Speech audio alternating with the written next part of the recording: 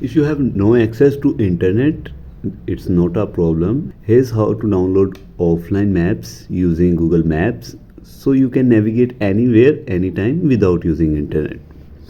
So first step is to open Google Maps and make sure you are connected to Wi-Fi or mobile data for once so you can download that map file.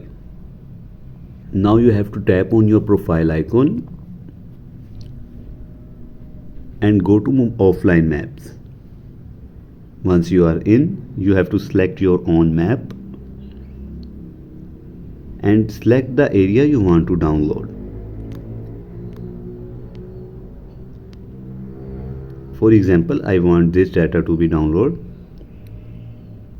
You can use pinch and zoom to select how much of the map you want to save and then hit download again.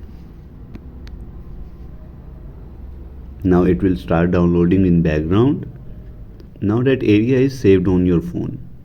You can use directions, search and even navigate all without internet. That's how you can download Google Maps on your Android phone. If you like this video, don't forget to subscribe and comment if you want more tech videos like that. And if you want us to share more Google Maps tips like that, you can always mention in comment sections, so we'll upload videos like that. See you in the next one.